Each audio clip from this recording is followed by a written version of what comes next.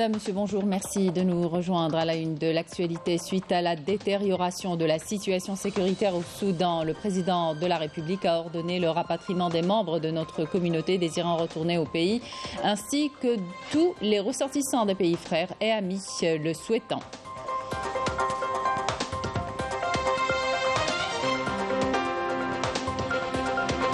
Des membres de notre communauté au Soudan et leurs familles ainsi que des membres de notre ambassade à Khartoum sont arrivés hier soir au pays, revenus de l'aéroport de Port-Soudan à bord d'un avion militaire relevant de l'armée nationale populaire. Au cours de sa visite à Mesdranem, le ministre de la Justice, garde des Sceaux, Abdelrachid Tebbi, a annoncé le début d'une nouvelle étape dans la gestion de l'action judiciaire et la modernisation des procédures judiciaires. Les détails dans ce journal.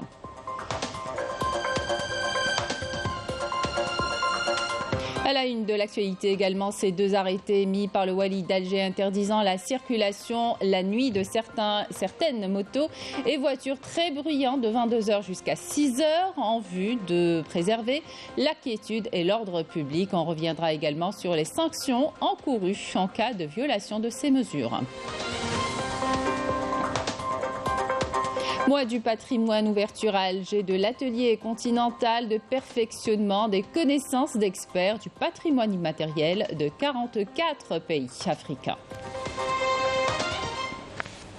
Bienvenue à tous. Le président de la République a ordonné, suite à la détérioration de la situation sécuritaire au Soudan, le rapatriement des membres de notre communauté désirant retourner, ainsi que de tous les ressortissants des pays frères et amis le souhaitant. Le président de la République a également ordonné de veiller à ce que l'opération de rapatriement et d'aide concerne tous les ressortissants des pays frères et amis le souhaitant, et en tête desquels nos frères palestiniens établis au Soudan, l'opération ayant concerné 13 ressortissants palestiniens et 22 ressortissants syriens. Je vous le disais en titre, des membres de notre communauté au Soudan et leurs familles ainsi que des membres de notre ambassade à Khartoum sont arrivés hier au pays venus de l'aéroport Port-Soudan à bord d'un avion militaire relevant de l'armée nationale populaire. Les membres de notre communauté ont salué à leur arrivée le rôle du président de la République et son souci de sécuriser leur retour rapide parmi les leurs. Yasmine Saudi. Venus à bord de cet avion militaire relevant de l'armée nationale populaire, ces 94 Algériens établis au Soudan ont été rapatriés suite à la détérioration de la situation sécuritaire dans ce pays frère. Dieu merci, nous sommes sains et saufs. Nous avons été très bien pris en charge, de notre départ jusqu'à notre arrivée.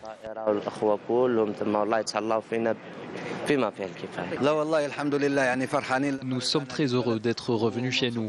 Je tiens à remercier le président de la République pour cette décision.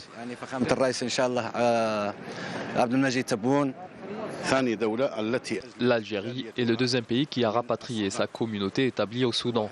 Tout cela grâce aux efforts des services consulaires algériens dans ce pays qui ont joué un rôle important dans cette opération. Un retour au pays vécu comme un véritable soulagement pour ces Algériens.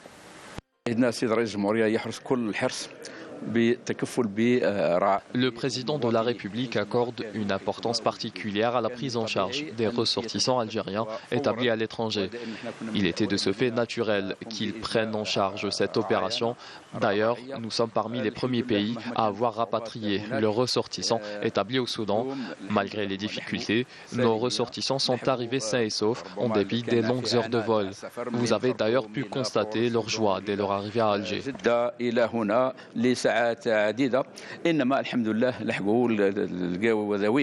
Le président de la République a également ordonné de veiller à ce que l'opération de rapatriement et d'aide concerne, s'il le souhaite, tous les ressortissants des pays frères et amis.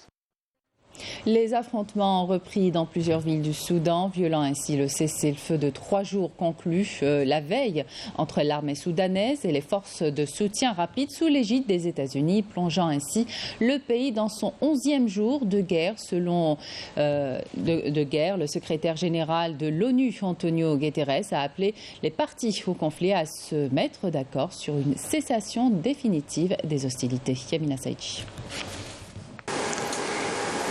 affrontements dans la capitale soudanaise se sont poursuivis entre l'armée et les forces de soutien rapide en dépit d'un cessez-le-feu de 72 heures, mais qui n'a pas fait long feu. Les évacuations des ressortissants étrangers se sont également poursuivies.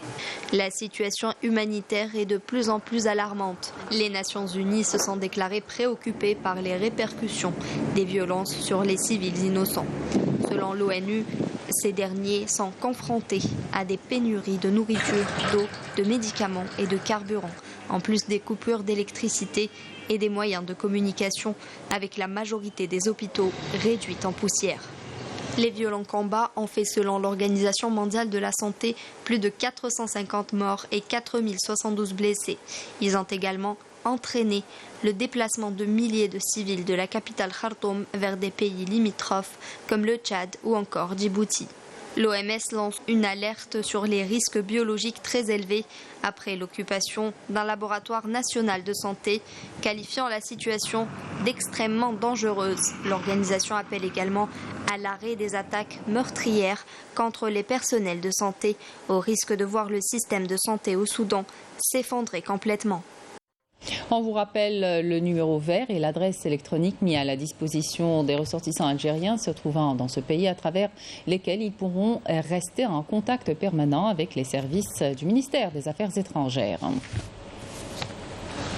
En sa qualité d'envoyé spécial du président de la République, le ministre des Affaires étrangères et de la communauté nationale à l'étranger, Ahmed Attaf, est arrivé hier soir à Bamako, au Mali, pour une visite de travail dans le cadre du renforcement des relations bilatérales et du soutien à la paix et à la stabilité dans ce pays frère et voisin. À son arrivée, Ahmed Attaf a eu des entretiens bilatéraux avec son homologue malien, Abdoulaye Diop. Les entretiens bilatéraux ont ensuite élargi aux délégations des deux pays qui se sont axés sur les moyens de consolider les relations de coopération entre l'Algérie et Bamako. À cet effet, Attaf a souligné la disponibilité de l'Algérie à accompagner les parties maliennes vers la cristallisation des consensus nécessaires pour aller de l'avant devant la concrétisation de l'accord sur terrain en vue de préserver l'unité du pays et son peuple. Pour sa part, la partie malienne a exprimé par la voix de son ministre des Affaires étrangères et de la coopération internationale, Abdoulaye Diop,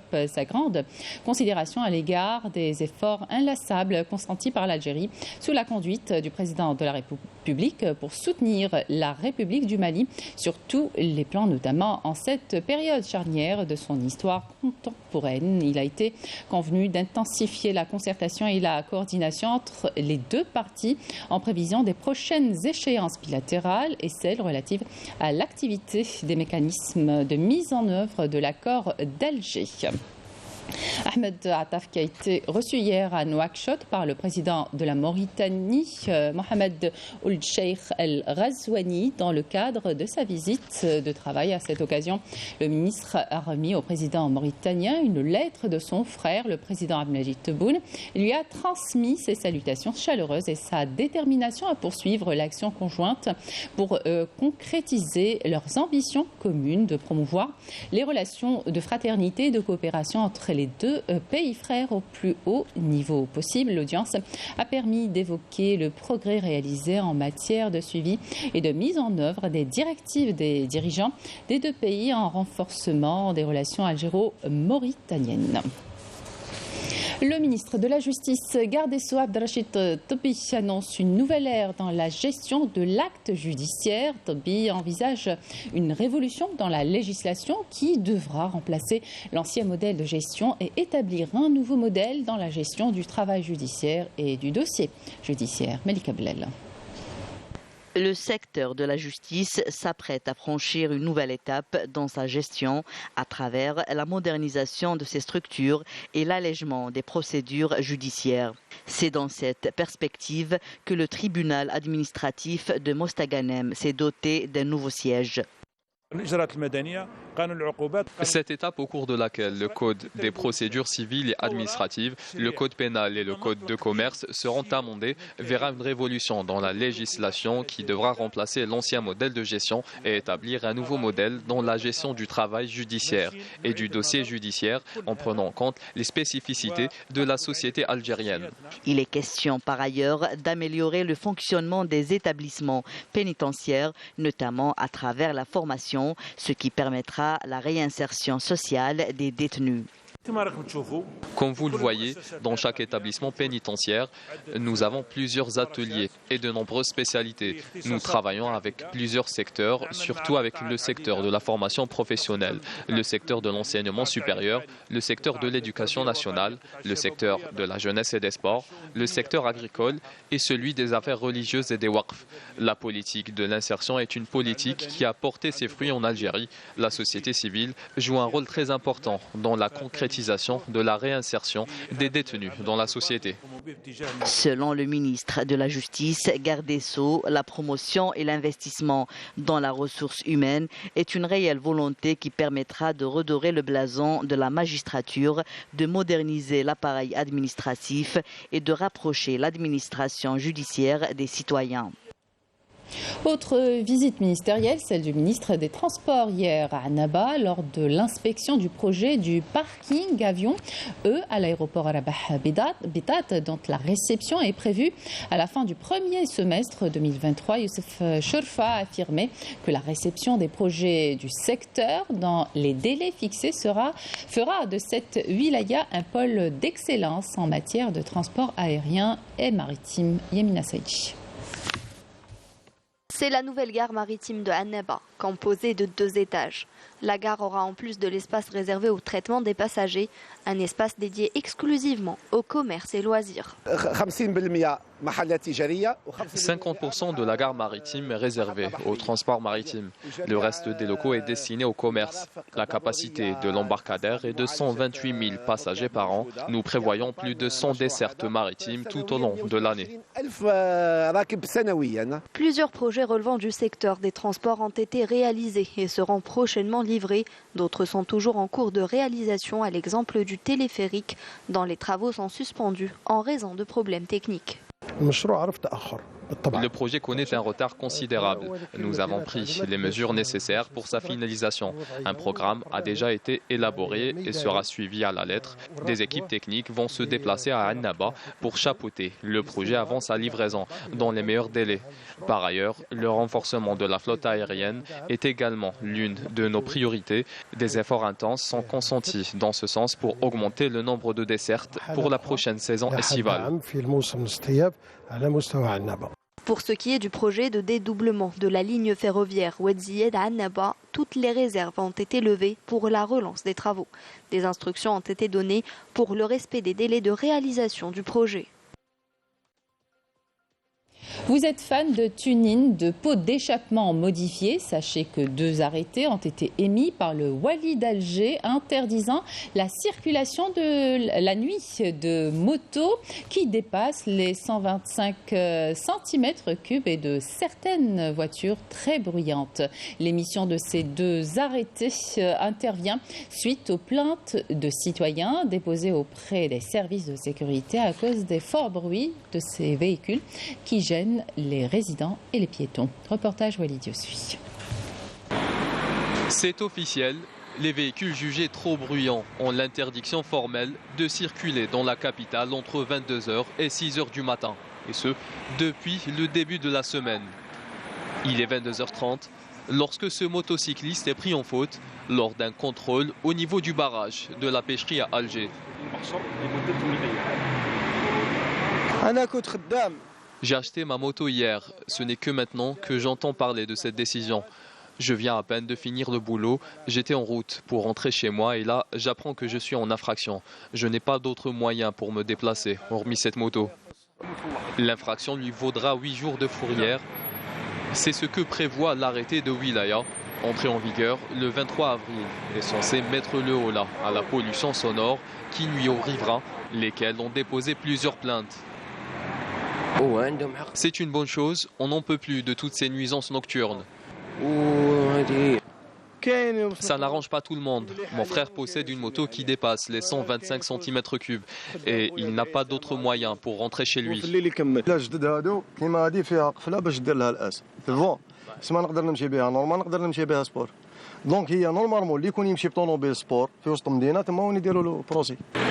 ce qui est des voitures, ce sont celles qui conduisent fortement qui n'ont pas le droit de rouler le soir. Cette décision concerne tous les types de motos dont la cylindrée dépasse les 125 cm3. S'agissant des voitures, certaines disposent d'un mode sport qui, une fois désactivé, permet de réduire considérablement le bruit de la voiture. Dans ces cas-là, on se remet aux policiers présents sur place. Si la violation est constatée, le chauffeur est en infraction et le policier devra entamer les procédures adéquates. Je pense qu'il n'y a pas de distinction à faire. Tous les véhicules entrant dans ce cadre sont sanctionnables. Et c'est pour l'intérêt général. S'il y a quelques exceptions, on nous dit que, par exemple, il y a les professionnels qui utilisent leurs véhicules dans le cadre des professions. À cela, nous demandons juste un petit sacrifice pour l'intérêt général et qui consiste à adapter leurs horaires d'activité. Pour rappel, en cas d'infraction, le contrevenant risque une mise en fourrière de son véhicule d'une durée de 8 jours qui peut être portée à 15 jours en cas de récidive. Dans le cadre de la lutte antiterroriste et de la sécurisation des frontières, un détachement de l'Armée nationale populaire a arrêté un élément de soutien au groupe terroriste à Biskra. Dans le cadre de la lutte contre la criminalité organisée, en continuité des efforts soutenus visant à contrecarrer ce fléau du narcotrafic dans notre pays, des détachements combinés de l'Armée nationale populaire ont intercepté en coordination avec les différents services de sécurité lors d'opérations exécutées à travers les régions militaires 20 narcotrafiquants et mis en échec des tentatives d'introduction de 4 quintaux de kiff traités provenant des frontières avec le Maroc et saisi 5246 comprimés psychotropes. Ataman Rasset, Bojbeji Mourtal, Ingezam et Tindouf. Des détachements de l'ANP ont arrêté 129 individus et saisi 17 véhicules, 35 groupes électrogènes, 50 marteaux, piqueurs et 5 détecteurs de métaux ainsi que des quantités d'explosifs, d'outils de détonation et d'équipements utilisés dans des opérations d'orpaillage illicite alors que 9 autres individus ont été arrêtés et un pistolet mitrailleur de type Kalachnikov, 2 fusils de chasse et 4,5 quintaux de tabac ainsi que de grandes quantités de denrées alimentaires destinées à la contrebande et à la spéculation s'élevant à 89 tonnes ont été saisies lors d'opérations distinctes à travers le territoire national. De même, des gardes frontières ont déjoué en coordination avec les services de la gendarmerie nationale et des douanes des tentatives de contrebande de grandes quantités de carburant s'élevant à 15 899 litres à Ingezam, El Oued, Tébessa, Tarf et Soukharas. D'autre part, des gardes-côtes ont déjoué au niveau de nos côtes nationales des tentatives d'émigration clandestine et ont procédé au sauvetage de 189 individus à bord d'embarcations de construction artisanale alors que 203 immigrants clandestins de différentes nationalités ont été arrêtés à travers le territoire national. Et cet appel de l'ONG Western Sahara Resource Watch à toutes les entreprises impliquées dans le commerce avec le Maroc à arrêter immédiatement tous les achats et transports de phosphate provenant du Sahara occidental occupé jusqu'à ce que soit trouver une solution au conflit. Dans son 10e rapport annuel, l'ONG a détaillé les entreprises impliquées dans le pillage de phosphate sahraoui. Ce minerai est l'une des principales sources de revenus du Makhzen sur le territoire qu'il occupe en violation du droit international. La répression des contestations marocaines continue. Une manifestation à Srirat a été violemment dispersée par les forces du Makhzen. Les images qui vont suivre sont aussi fréquentes que les manifestations au Maroc. Rina Lorari.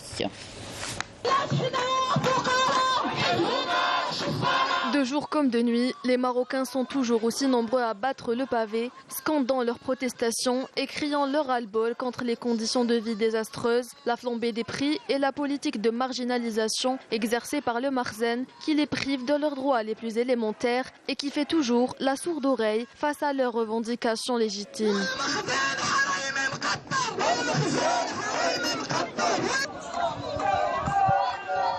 À Srirat, la colère gronde. La ville a été le théâtre de violents affrontements qui ont engendré plusieurs blessés. Des émeutes ont éclaté suite à une manifestation contre la pauvreté et l'extrême précarité dans laquelle sont plongés les habitants. Déployés en grand effectif, les forces de l'ordre ont bastonné dans la foulée hommes, femmes et enfants afin de les museler.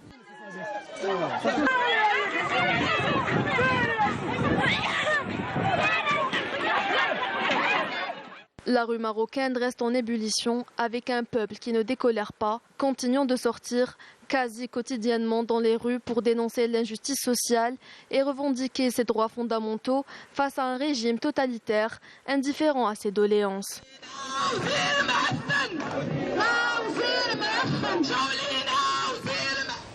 Retour au pays avec une autre actualité, le mois du patrimoine. Les experts du patrimoine de 44 pays africains sont réunis à Alger pour un atelier de formation qui vise à informer les points focaux des nouveaux mécanismes adoptés par l'UNESCO dans l'élaboration des rapports périodiques après les nouvelles mesures et modifications apportées à la Convention en 2020. L'ouverture de cet atelier a été présidée par la ministre de la Culture et des Arts. Le point avec Rina Lerari. L'atelier se veut une occasion pour évaluer les politiques publiques en faveur du patrimoine culturel immatériel en Afrique, à même de permettre à tous les acteurs dans le domaine d'examiner de manière scientifique la situation du patrimoine du continent africain et de chercher les mécanismes de protection, de sauvegarde et de promotion du patrimoine culturel immatériel. On est là, ici, actuellement, avec 44 pays du continent africain, imaginez-vous. On est ensemble pour, en fait, travailler sur des rapports périodiques. Ça veut dire quoi? On veut évaluer, les pays vont évaluer un peu ce qu'ils ont fait pendant ces dernières années pour sauvegarder le patrimoine culturel immatériel. En Afrique, nous avons beaucoup de traditions vivantes, nous avons beaucoup de savoir-faire, nous avons beaucoup de pratiques et expressions que les communautés donc continuent à pratiquer. Et la Convention nous donne justement les outils, les instruments pour parvenir à une sauvegarde durable de ce patrimoine. Les efforts de l'Algérie et son rôle pionnier en matière de sauvegarde du patrimoine culturel immatériel et matériel en Afrique n'est plus à démontrer, notamment en ce qui concerne la Convention de sauvegarde du patrimoine culturel immatériel de 2003 et celle de 2005 sur la protection et le renforcement de la diversité des expressions culturelles. L'Algérie a participé à la rédaction de cette convention. L'Algérie qui était également le premier pays à ratifier cette convention qui a connu l'adhésion de 180 pays dans 50 pays africains.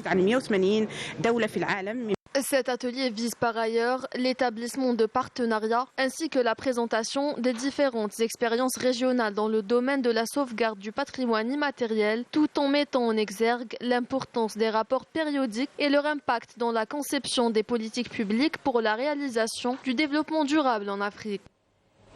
Vous l'aurez compris, le mois du patrimoine se décline cette année sous le signe de l'Afrique, un thème qui s'applique à la belle collection d'Abdelkrim Ben Bahmed, exposée dans un musée privé. Ces pièces proviennent de tout le continent et évoquent avec fierté ses richesses et son histoire. La fondation qui l'abrite nous a ouvert le temps d'un reportage ses portes, un reportage réalisé par Yanis Eid Belkacem. Des statuettes, des sceptres, des bijoux, des objets d'art ou même des objets du quotidien venus des quatre coins de l'Afrique. Tout ce qui se trouve ici rappelle la riche et profonde histoire du continent, berceau de l'humanité, à l'exemple de cette porte royale de Bamoun, venue tout droit du Cameroun. Vous voyez, ça c'est une porte, Bamoun, il y a beaucoup de copies de ce... Ça c'est... les Bamoun sont des musulmans. Donc ils font plus ce travail. Ou même encore de ces manuscrits du Coran, datant de plusieurs décennies, ramenés d'Afrique subsaharienne. C'est des manuscrits, hein. Ça c'est un Coran Hausa, ça c'est un Coran Bamoun, oui. C'est entre les Hausa et les Bamoun, il y a de grandes distances. Ce musée cante l'histoire de l'Afrique, mais à travers cette riche collection, c'est l'histoire de ses fondateurs qui est cantée également. C'est plus d'une cinquantaine d'années que Abdelkarim Ben Bahmed et sa compagne ont passé à regrouper ces pièces uniques, un véritable temple des arts et de la culture africaine. Ce musée a été baptisé à juste titre Itinéraire Algérie-Afrique. Nous étions à Abidjan avec ma femme un week-end et il me dit Ya Abdelkarim, nous ne savons pas vendre et acheter. Et c'est comme ça que l'idée d'un musée, d'une fondation, d'un centre de recherche, d'un centre de documentation, c'est-à-dire tout ce qu'on avait comme bien, nous les avons mis dedans. 1000 pièces sont exposées ici provenant des différents voyages qu'il a effectués dans 51 pays d'Afrique depuis 62. Abdelkarim Ben Bahmed n'a cessé d'étoffer sa collection au fil du temps. Il y avait un tel attachement à chacun des objets qu'on avait ramassés, un amour pour ce que représentait chacun de ces objets, n'est-ce pas, que je ne m'en serais jamais séparé pour tout l'or du monde.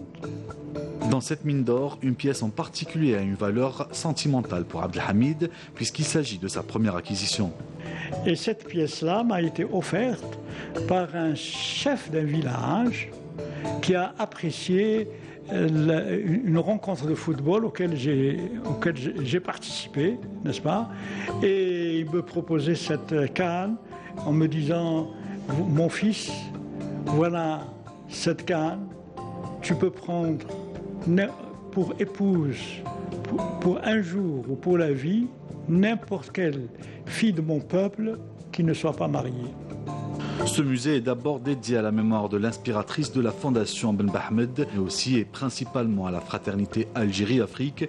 Il a pour vocation de raconter l'histoire de l'Afrique aux Algériens et celle de l'Algérie aux Africains.